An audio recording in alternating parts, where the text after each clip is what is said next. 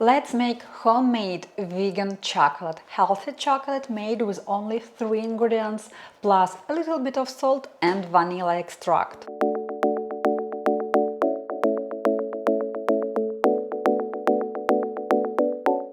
So I have a very similar video on this channel, and this is my very first video and it has over 100,000 of views. It is really very popular.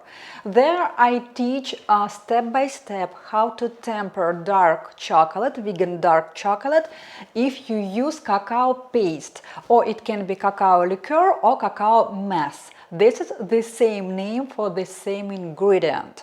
But many comments under this video were about that you can't find cacao paste, you tried with cacao powder and you failed. So in this video I want to show you how to make homemade raw dark chocolate using cacao powder. But please, you need to know one thing.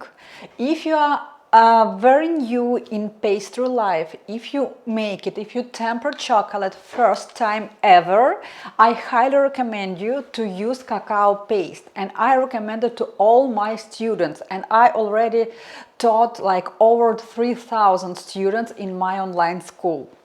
Why? Because it is easier, faster. Most likely you will not fail with cacao paste.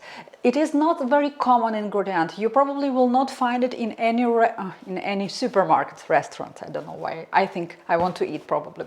You will not find cacao paste in any stores or even organic or bio stores in Europe. No, it's a very specific culinary ingredient that you need to order most likely online or on Amazon. But if you don't want to waste your time, if you don't want to be angry on me that you failed and you looks like made everything like I did, but your chocolate melting in your hands, it doesn't snap well, and it has like different white spots on your chocolate, you failed. It means that something went wrong, but with cacao paste it will be easier and faster. So that's why instead of spending time on negative emotions after working with cacao powder and failing, spend time before your kitchen, order cacao paste, and then please make it according to that video that I have on my channel. But of course, I want to make this video probably mostly for my students, because cacao powder is a less expensive ingredient than cacao paste, and if you start selling cakes and use chocolate into your decoration, if you want to sell truffles covered with chocolate, you probably can do it even without being my student, because on my channel I have white chocolate truffles, dark chocolate truffles, milk chocolate truffles, pistachio white chocolate truffles. So a lot of truffles, cover them with chocolate, garnish it with any toppings and sell such amazing healthy truffles. You will succeed, especially if it's before Thanksgiving, Christmas, Valentine's Day or Mother's Day. So people will order it from you because they are very delicious and really healthy, without dairy, gluten, soy, refined sugar, artificial colorants, stabilizers and white sugar. Yeah. So now we will talk about tempering process. Why we temper? We temper to get a nice, shiny, not melted into your hands chocolate that has a nice snap, has a nice texture and melting in your mouth. Why you can fail as well? It's if in your room the temperature is over 22 degrees by Celsius, if it's really hot into your apartment or house, into your kitchen, you will not be able to temper your chocolate. Your temperature should be really cool. If the humidity in your kitchen is over 50%, don't even try to temper chocolate. You will fail. So it should be cold, dry environment in the place where you want to temper chocolate. This is a 50% 25% of your success. Other 25% is using cacao paste, and last 25% is following the temperature rules. I will talk about temperature rules a little bit later. What else? You should know that if you use a liquid sweetener like maple syrup, agave nectar, date syrup I do not recommend, honestly, because it has like a little bit different texture. But anyway, like maple, agave, coconut nectar, yacon syrup, rice brown syrup, it should be at room temperature. So if you keep your maple syrup, for example, when I open my maple, I keep it in the refrigerator to have it fresh.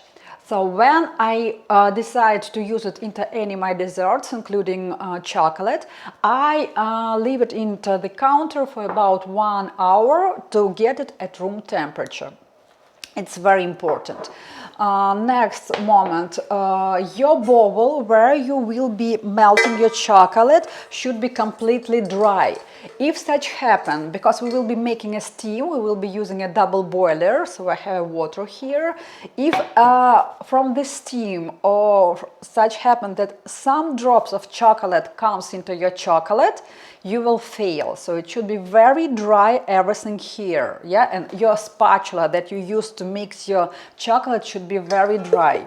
In general, tempering chocolate is a skill. It's a high level of pastry skill, and you may need a few attempts to understand how it works and how to feel the temperature, because we will be using a thermometer. I will be using infrared thermometer to temper this chocolate, and as many times you temper chocolate at home, as more you will understand how it works. And for your success, if you decided to get this skill, I recommend you to use every time same quantity of ingredients, same bowl, same quantity of water into your pot.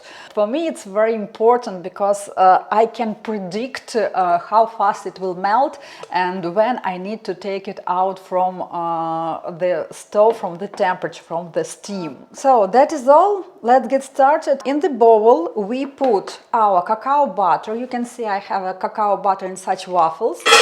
It's great, it saves my time because it's my profession. I work with chocolate very often, like almost every day, but also you may see that cacao butter is also available in big chunks. You need to cut it into smaller pieces and put it into your bowl.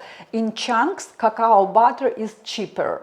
And at the same time, I'm adding cacao powder. It was a very common question under that video with cacao paste. If I use cacao powder, when I need to put it into the bowl. So together with cacao butter. But at this moment, we do not add maple, we do not add spices. Turn on our oven. Also, at this moment, you can add just a pinch of salt. Now you will see my picture of the tempering process. Right now we need to heat our cacao butter and melt it up to 115 degrees by Fahrenheit. Once we reach 115 degrees, we take it out from the stove and we cool down our chocolate up to 84 Fahrenheit. And then, last step, to make like crystals of chocolate that are tempered, we need to reheat it up to 88. And this step, this rising of temperature from 84 till 88 is crucial. And in most cases, most people fail exactly on this step because you overheat it. You will see that to reheat it from 84 to 88, you will need like 5 seconds.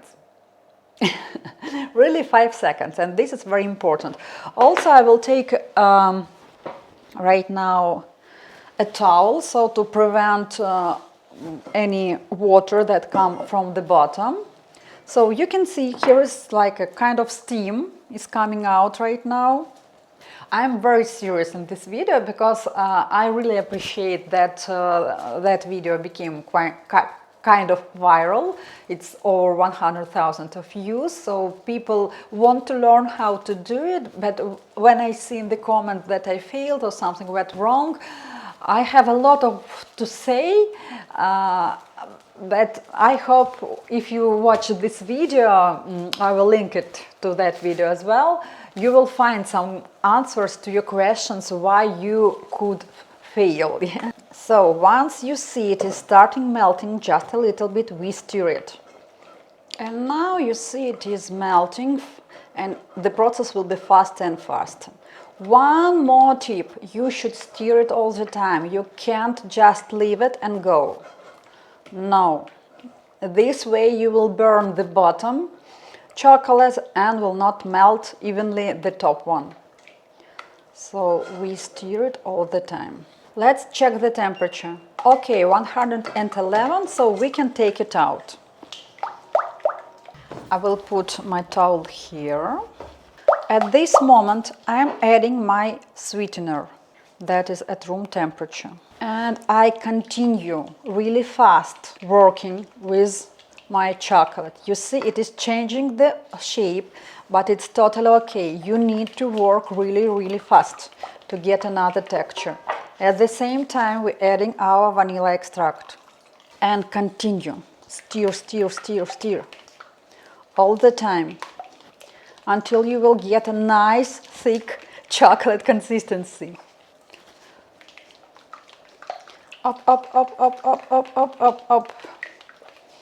with your spatula. So you see completely different texture than you saw just right now when we added liquid sweetener. This is to those who ask me that liquid sweeteners are water, and when we add water into our chocolate it will be melting anyway. No, it will not be melting if you combine properly our maple syrup or agave nectar. I honestly worked only with maple and only with agave nectar. I didn't work with any other sweeteners, liquid sweeteners. Maybe like 5-6 years ago I tried coconut nectar because it is considered as a very healthy option, but I didn't like coconut nectar into chocolate because it gives a quite tart, a little bit sour aftertaste of your chocolate. Depending on the filling that you plan to add into your chocolate, it can work, but I didn't like it. Okay, let's recheck the temperature. 89. So you see, you even don't need to wait for a long time to cool it down to 84. You don't need a second bowl, or you don't need the bowl with the ice. So if you have about 20-22 degrees by Celsius as an environment room temperature, if you have the humidity below 50% and you follow my rules, the process is not so long. 84, just a little bit. What else I wanted to tell you regarding the warm climate. So I lived for 10 years in Miami, in Florida, where 30 degrees by Celsius or 105 by Fahrenheit is a general temperature outside, and I tempered it successfully because I just turned on the AC before I started tempering chocolate, and there is no any other option to do it at hot environment, in humidity environment, and no other option, unfortunately. If you can get the low environment temperature, you will not be able to temper the chocolate. Just don't do it. Okay, 84.5, that's okay, we can reheat it up to 88 degrees. I want to see the steam, so I see steam, but it's not so big, so only up to 88 degrees. We stir it all the time and check the temperature every second, almost every second.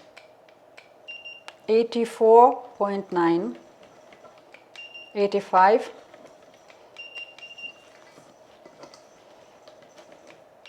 87.8, that is all. That is all. Let me now combine everything again. Once again, I will show you. I mix it again. and see, 88.2. That is all.